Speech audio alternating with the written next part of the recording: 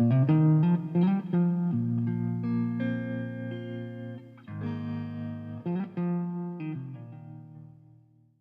few weeks ago, I got to interview the legendary photographer Mick Rock, who was in town for his exhibit, Bowie by Mick Rock, at MoPOP. As you're about to see, Mick is an amazing talent, not to mention a super nice guy.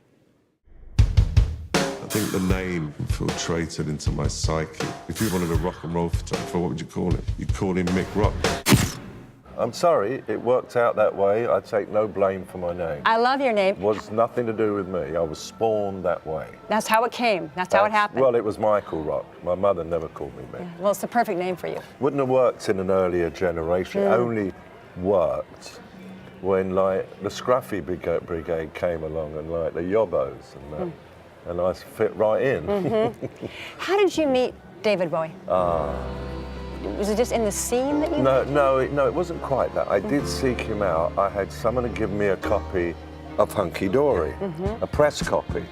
Played it so many times, I scratched it, and to actually go and buy one after that. So anyway, I sought him out. There wasn't that much money around the music business, certainly not for photographers. But one thing that helped me augment my income would be doing an interview. So we got to know each other in a slightly different way to most photographers, because we would sit and talk about philosophy and our interests because of the interview factor. What yearish was that, would you say? Well, it was not yearish, it was very specifically 1972. No, because years can only be years. They can't be yearish. You say, well, good yearish could have been 2001 or 1972. With David, it could have been. What is time, right. Yes. And so I went to see him. I remember 400 people at the first gig I saw. And that was the first picture I ever took of him, sitting backstage. That would have been early March of 1972. By June, I think, June they released Ziggy Stardust. It was March, April, May, only 3 months later. He was getting 1,000 people. When I did that shot, what is known as the guitar fellatio shot. I said that word on a live program here. They had kittens. Oh, fellatio. Oh my God. And I said, well, that's what it's called. I mean, I can't help it.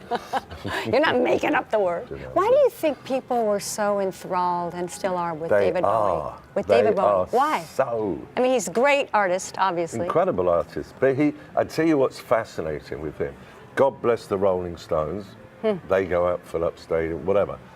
And but they're basically a sophisticated 60s band. But David was not mired anywhere. He kept moving and changing. And, I mean, look at him, look. It's the same guy, and you can see it's the same guy, but look, all the different, I mean, they're all different. So many different, yeah. And the kids like him today. I don't think the kids dislike the Rolling Stones. They're not so interested. In the same way, right. No, not the way they are with David. They feel in different guises like an identification, but there was something about him. I mean, why I photographed him so much and why I own all these pictures is because I found him fascinating, just photographing was. How much do you think, or do you think your photos helped his career?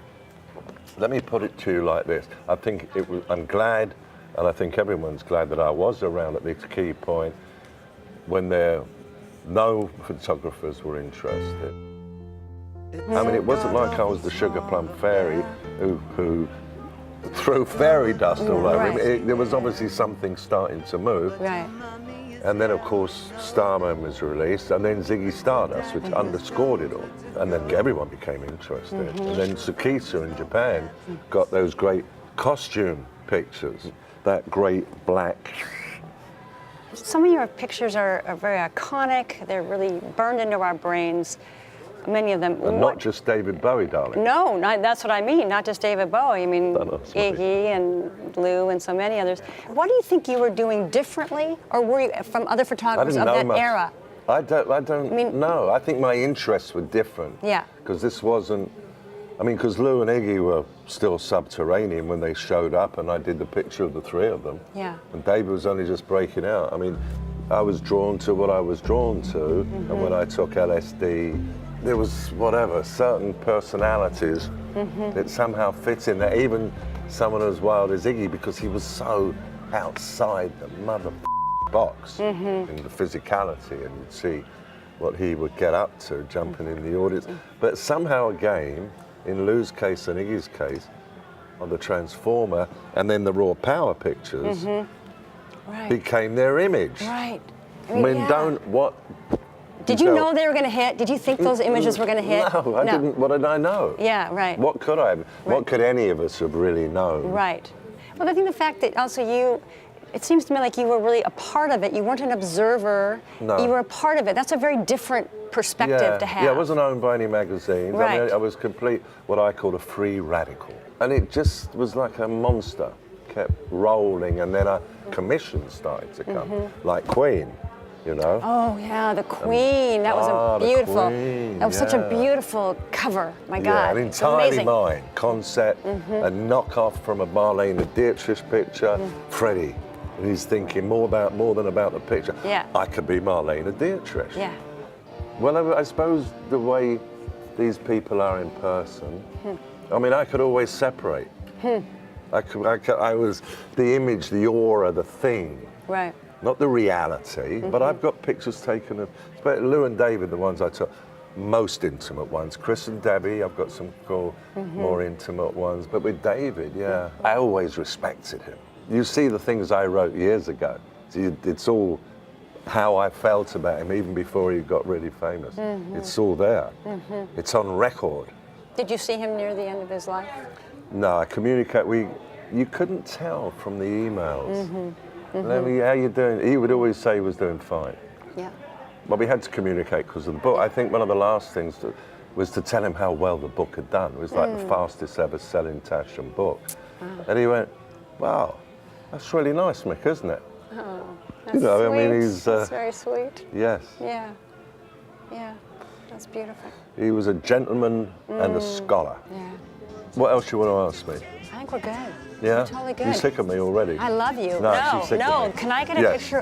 Can I get a selfie with you? Ready? And here we go.